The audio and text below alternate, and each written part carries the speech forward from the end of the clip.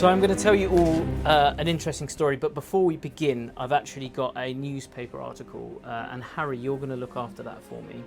Place it somewhere that I can't get to it, or just hold on to it. Actually, no, you're going to need your hand, so place it on the table for a second. Okay. It was a really interesting story that I stumbled across. So it happened in the late 80s, and it was a series of disappearances. And these disappearances ended up being called the Polaroid disappearances. That's because something really strange happened in that these Polaroids of the people who were taken were discovered. So, for example, Jenny, if you were to go missing tomorrow, it's not me, a Polaroid would be left of you in place of you. Now, the even stranger thing is the majority of these people ended up returning, but none of them had a memory of where they'd been or what had happened to them. Everyone returned except one person. We'll get onto that in a minute. These are some of the Polaroids that were actually kept of them. So these were under an auction that happened last year, and it was quite a macabre auction. It was an auction of sort of serial killer things that had happened over the years and ghost story things and like that, stuff like that. So I won't actually show you all of them at the moment, but I do want to start off at a random position. So Andy, you're going to take them. And we're going to start with your name, since this is all about names. So what I want you to do is to take them, keep them face down, and spell out your name one letter at a time with the picture to the bottom. Good. Now turn them to face yourself. Yeah. And look at whoever's on the face. Yeah. Good. Can you remember who that person is? Yeah. Good. Now what I want you to do is to spell that person's name one letter at a time to the back. Pass them over to Harry. Mm-hmm. Harry, whoever that is on the face, can you remember that person for me? Yeah. Remember as much detail as you can. Remember whether it's male, female, what they look like, what they're wearing, the environment around them, stuff like that. Good. Okay. And can you spell that person's name one letter to the back for each letter? Mm-hmm. Happy. Good. And then pass them over to Jenny. Mm-hmm. Jenny, can you look at whoever that person is? Can you remember the name and whoever in the picture is? Now, I should have also said there may have been 2 or 3 people in the images. Whoever looks like the person, that's all fine, okay? Can you hold them face down for me, Jenny? Good.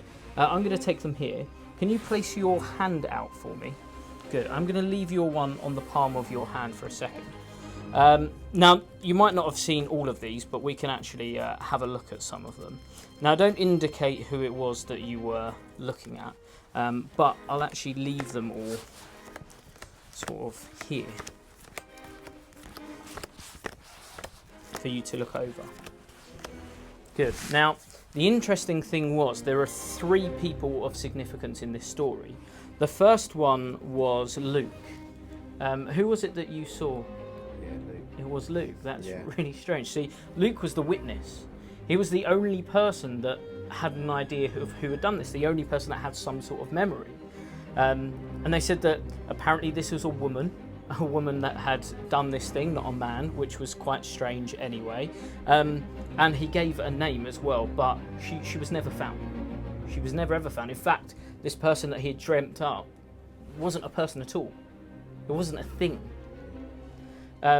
The other person of significance was George. See, George is the one that was never found. And the interesting thing about George was they discovered later on that the person who was taking these people, it was like a cult. And what they were doing is they were putting them through some sort of ritual to find out whether God had accepted them or the devil had accepted them. If God had accepted them, they'd put them back into society. If the devil had accepted them, then they were murdered and taken away. Who did you think of? It's George. Yeah. Now, it's interesting that you landed on George because I gave you the newspaper article at the beginning. Can you open it up? That was a newspaper clipping from the time that came with these photos. That's why it was interesting. Turn to the other side. Can you see there's one person on that? The one person that didn't return was George. And the really interesting thing about this whole thing is they said that this woman, Luke said that this woman was called Meredith and that she was there, but it turns out that it wasn't real. She didn't exist. He must have just dreamt it up. Who was it that you saw, Jenny? But Meredith wasn't real. She was just dreamt up. She didn't exist. Is that who you saw in your photo? Yes. Have a look. There was no one there called Meredith. You're seeing things, that is scary. And that's the story of the Polaroid disappearance. That is spooky.